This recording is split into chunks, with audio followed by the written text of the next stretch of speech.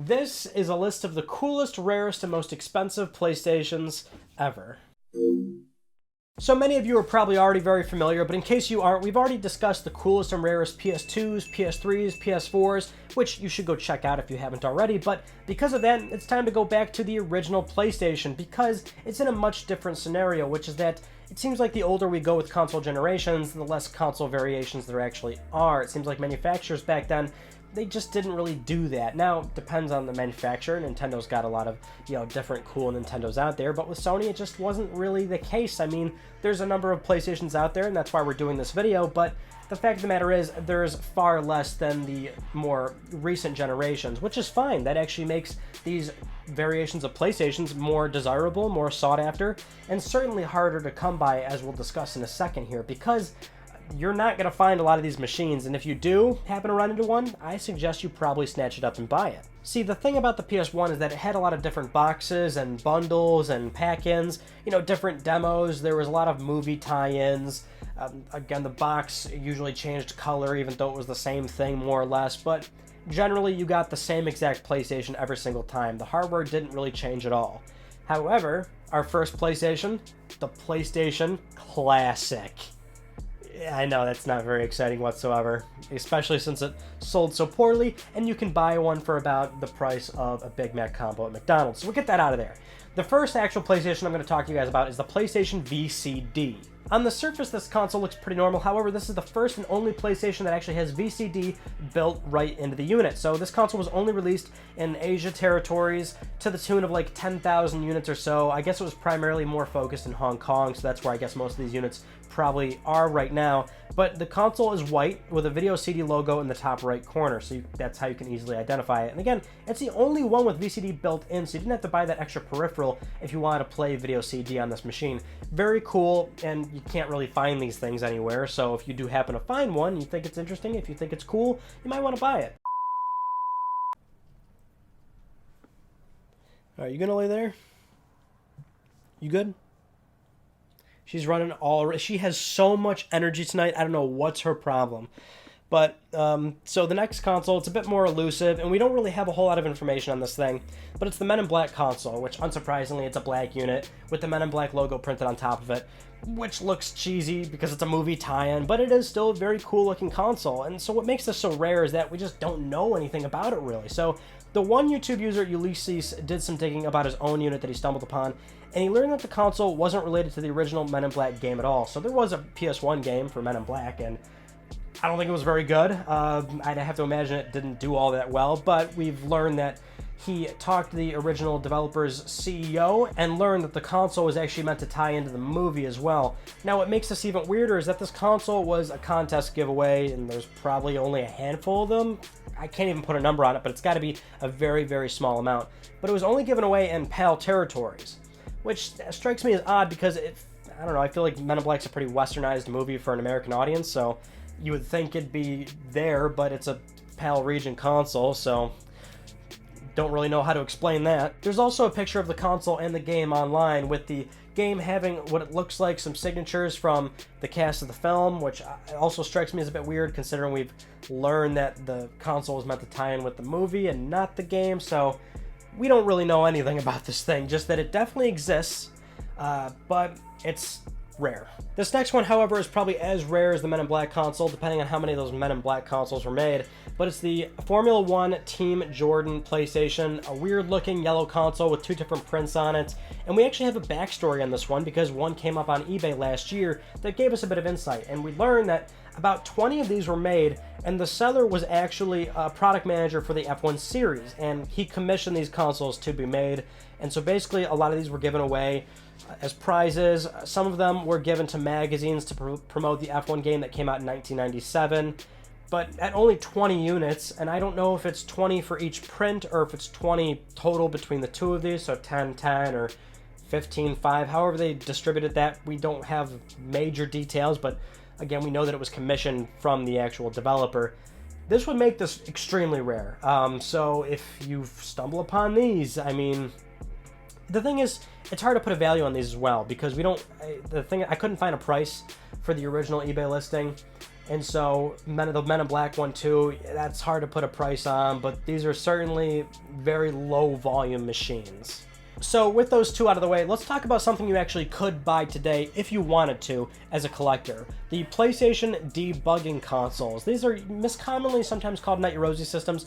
We'll talk about that in a second, but these are actually debugging stations specifically. They were typically blue or green, so the wild different colors is what makes these things so sought after, but they function very close to retail units, actually. The big difference here is that they can play any CD-ROM, so that includes burned discs. So that way developers could more accessibly test their games. The difference in color was the internal, so the blue debugs being on older hardware and the green ones being on newer. And these were still separated by region, mind you. But debugging stations can be found on eBay in the neighborhood of $400 upwards to $2,000. Of course, it depends greatly on the condition and what's included, but this is a really more accessible way to get into a very cool, very unique piece of PlayStation history, being that, well, they do have that wildly different color, and I think that's what makes them so cool and so interesting. And so when you put them on a shelf, I mean, they look great. But like I said, these are not considered Net Yerosi systems, which means we'll go into the next one, the Net Yerosi.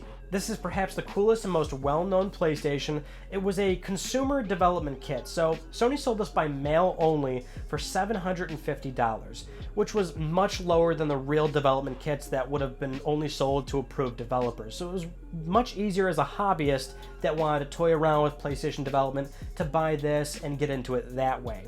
And so the case for this was a very beautiful, iconic matte black, and the kit came with 2 controllers, a key disc, dongle communications, CD containing the development tools, and all the documentation to get started.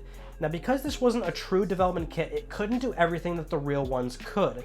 While it was region-free, it still had the same amount of RAM as a consumer unit, which was 2 megabytes versus the 8 you'd find in a real dev kit, and you also couldn't play burned CDs or get access to Sony's live telephone support. A complete Net Yerosi set is going to set you back $2,000 minimum, going up to $4 or $5 grand if it's new. But you might find something significantly lower if it's just the console or if it's in poor condition, which is not bad. I've seen listings go as low as $450, $500, much more reasonable, and that's something more attainable, but you know, the condition's not going to be that great. Now let's discuss the PS1, the PSONE1, the redesigned PlayStation. This one, I'm including this only because I find it so, odd that it was a pack-in, but it was a regular PlayStation console that came bundled with a PlayStation branded watch. So, I mean, yeah, it was a standard unit, nothing entirely crazy, but it's interesting that this was purposely packed in. So this wasn't retail bundles or anything where you got a PS1 and then a watch separately or anything like that. The box and imagery was printed on there purposefully, and you got the watch included. I couldn't find much info on this, to be honest. Not sure how many are out there, but I'd have to guess finding a watch that came with this would be no easy task. I'd be surprised if there's one even still around, and it's not like absolutely destroyed at this point. So a running theme in a lot of these videos and consoles, if you haven't noticed, is that many of these machines are contest giveaways. Now this next one isn't very different in terms of that. However, a lot of these units are usually fielded out to a third party. So even though it's licensed by Sony for them to, do this work, a separate company will dress up the casing, and that's why they're so low volume and given away. This one, however, was directly from Sony. Only 100 were made per region. It's the 10 millionth edition. So this PlayStation console was celebrating 10 million units sold. It's a matte dark blue console that was never made available for purchase, only given away. And it came with matching controllers and memory cards. It seems that they can pop up online at random times and may not actually fetch for that much, to be honest. But there is one interesting story on Reddit where it was found at a garage sale, and the guy actually bought it for $20. So keep in mind, those garage sales, you never know what you're going to find. Also, it wouldn't be a coolest, rarest video if we didn't talk about some gold consoles, and we do have some here, which, good segue for the one we're on right now. The 10 millionth edition is also gold, featured in Sony Square, New York City. So this one's on display at the Innovation and Design Showcase. And if you take a look at it, oh yeah, it's glistening, looks fantastic, but you definitely cannot get this one. And the next one is also not very easily attainable as well. If you remember, back for Sony's 2013 E3 press conference, they famously sent out a gold PS1, PSONE1, to Minecraft creator Notch as an invite to E3, a very VIP thing for him. Well, apparently this gold PS1, there were a few of them, and it turns out they don't actually play games at all. But if you were to press the power button on one of these things, this is what happens.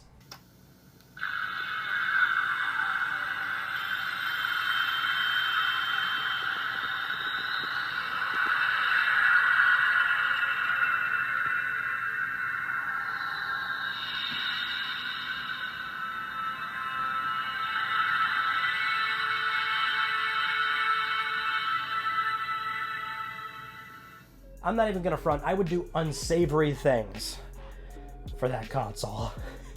And now that the video's gone to a dark place, it's okay because now it's over. Those are the coolest, rarest, and most expensive PlayStations ever. If you're a collector, now you know what to look out for. You know, if any of these pop up, it might be a good idea to buy one. You can still grab a debugging system or a Net Rosie right now if you want to. I think they're beautiful looking. I would absolutely love to buy one of those, but your boy ain't got it like that. And so on that note, I say, if you haven't yet, please subscribe for the best PlayStation news, views, and updates that are here on YouTube. You can follow me on Twitter at Mystic Ryan to get more pictures of my cat Melissa, because let's face it, she's much better look at than me, and that's it. So I will see you all in my next video, and you take it easy.